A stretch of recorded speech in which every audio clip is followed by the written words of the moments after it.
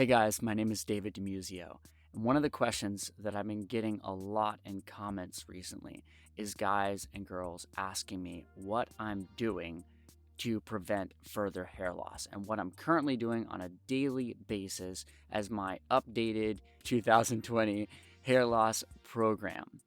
So, first, I want to explain because a lot of people see me and they see me having done lots of videos talking about hair transplants. And they're like, well, why are you talking about preventative hair loss treatments if you've had hair transplants? Well, actually, if you've had hair transplants, you're one of the people who most needs to worry about losing further hair. One of the biggest myths when it comes to hair transplants is that the hair that's on the side of your heads and the back of your head, that is DHT proof, meaning that it will never fall out and it will never miniaturize when it's transferred from the sides of your head to the top of your head. Well, unfortunately, that is not true. It is less likely to fall out and less likely to miniaturize, but you still need to worry about that. One, your hair can continue to recede down this way and give you even larger horseshoe pattern. Two, all the non-transplanted hair on the top of your head, which you really need to try and keep if you want a full look of transplanted hair, that can continue to fall out and miniaturize. And the hair from the sides of your head, you'll notice on a lot of older guys, that hair on the sides of their head is very thin and wispy and is also much thinner than when they were a young person. When they were 13 years old, that is much thicker, stronger hair. So we need to do everything we possibly can as a former hair transplant patient to actually keep as much hair as possible. Now, regardless of whether you've had a hair transplant or not, hopefully you never will have to because it's quite expensive and it's surgery. The most important step that you can take is in really good preventative hair loss treatments because that's going to save you time and money and make you look better. So I'm an official endorser for iRestore. iRestore is one of the things that I use as part of my preventative hair loss regimen. And iRestore called me and said that they're having the biggest sales of the year, Black Friday week right now. They're doing up to $400 off certain products and free gifts. So they asked if I would make a video for them. And I said, well, I've been getting all these questions on what I'm currently doing. So would you mind if I just take viewers through every product and everything that I'm doing for my hair and the reasoning behind that? And they said that would be great. So this is a sponsored video by iRestore, but I'm going to take you through my entire preventative hair loss regimen and why I chose these products. So there are three things that I look at when I'm choosing a product or a medication to take as part of my preventative hair loss regimen. The first one is the risk versus reward. So how strong this product is at preventing hair loss versus what the potential risks of taking or using this product are.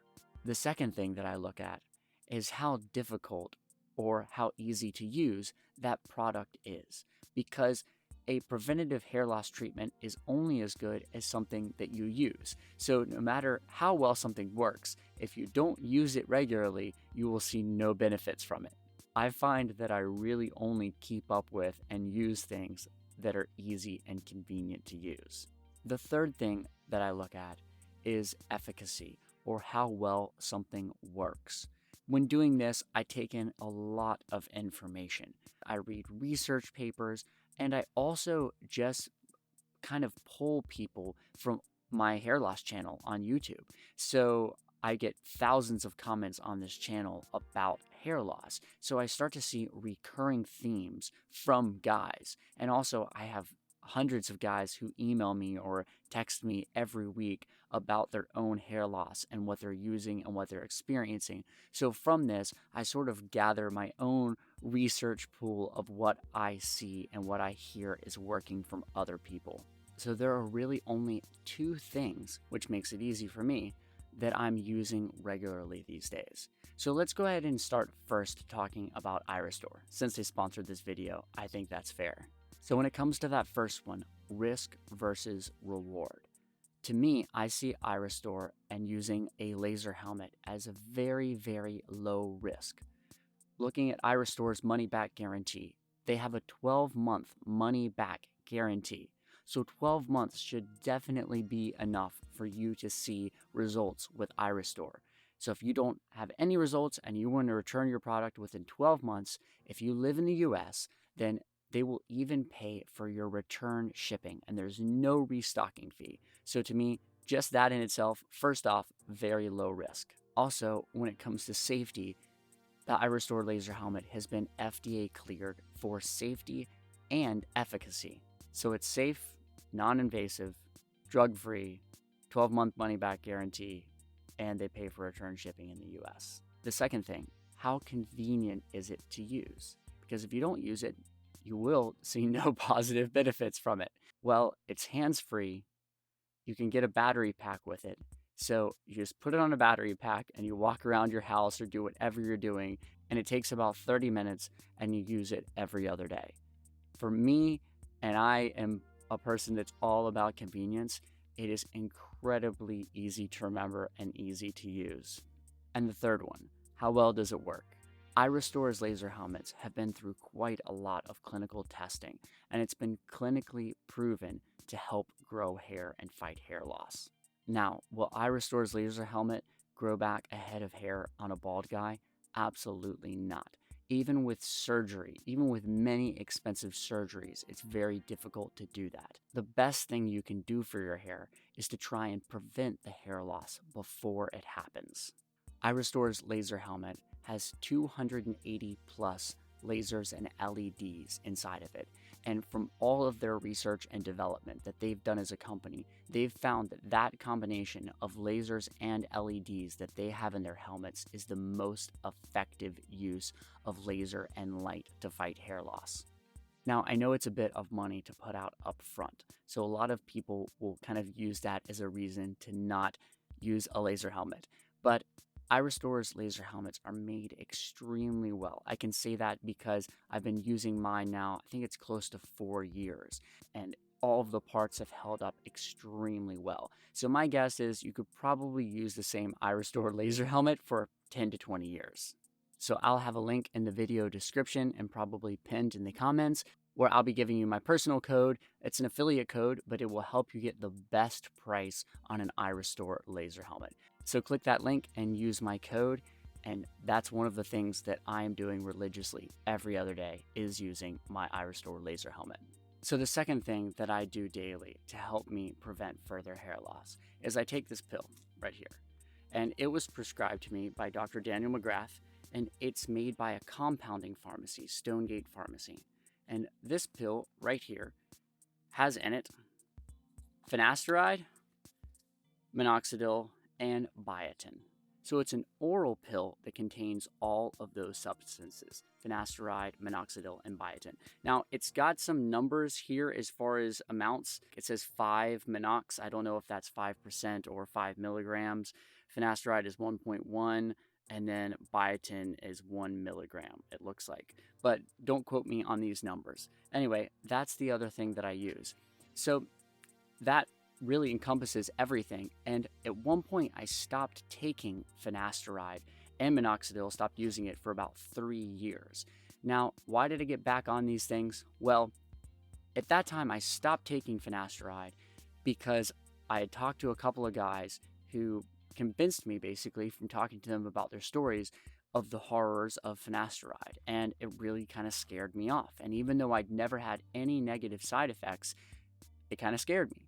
And so that combined with, I'd also heard some things about it being harder for a woman to get pregnant if the guy was using finasteride. I don't know if that's true or not. That's just some other stuff that I heard. And at the time, we wanted to have a baby, my wife and I. So it was the combination of those two things that I decided to get off finasteride. Now, with minoxidil, though, again, I don't have any scientific studies to prove this, but I really think that minoxidil caused me more wrinkling. So I currently get Botox up here, so you won't see any wrinkles. But if I didn't get that, then I actually have really deep, bad wrinkles right here. And my brothers are similar age to me and have very similar facial features and everything like that. We have basically everything else in common, except that they don't have those really deep wrinkles and they have never used minoxidil. Now, I have read some things about minoxidil drying your skin out, and as you guys know, when you use minoxidil topically, it's going to kind of get on your pillow and then you're going to put your face in your pillow. So you're going to kind of get it all over your face. And it's going to definitely, be on your hair when you're going to sleep if you use it at night. So you'll get that flaking, and minoxidil is just kind of a pain to use. So those were the reasons that I stopped using both of those things. The reason that I've started using them again is that, one, the convenience factor of all of that being in an oral pill. And with minoxidil, especially, that convenience factor makes a huge difference to me. And I guess, in theory, I could worry about it drying out my body internally, but I don't know if that's really the same way that it works. So far, well, now I get Botox, so I don't have to worry about wrinkles so much. Also, I've heard that minoxidil actually works better orally than it does topically for hair loss. So that's what a couple knowledgeable doctors have told me, and I've taken them on their word for that, and my hair seems to be doing better than ever now being on this pill combined with the iRestore laser helmet. Finasteride, I've always known, is one of the strongest, really the strongest preventative hair loss treatment that everyone regularly has access to. So it really was only that idea of side effects that turned me off of it. And now it's been a few years. I've talked to even more thousands of guys, and I've started to kind of go the opposite direction, where I think that a lot of those guys, I think it's in their head, them having those side effects from finasteride. So I think, there's probably more people that do have side effects than the drug company would like you to believe. That's totally possible. But I also think that it's quite possible that there are a lot of guys that just read these forums and kind of have the same thing as me, where they're seeing this and kind of get terrified, and that sort of just breeds itself. So I think if you're a guy and you're losing your hair, you really owe it to yourself to try finasteride, because it is so strong and it's one of our best weapons against hair loss. So there you go. That's it. I have a really easy hair loss regimen, and that's why I like it, because it's easy and I feel like I'm using all of the strongest and most proven things to help me prevent further hair loss. If you're worried about losing your hair, I would suggest you consult a doctor and consider doing maybe the same. Again, iRestore is having their biggest sale of the year right now, so check the link in the description if you're interested in that, and I wish you lots of hair.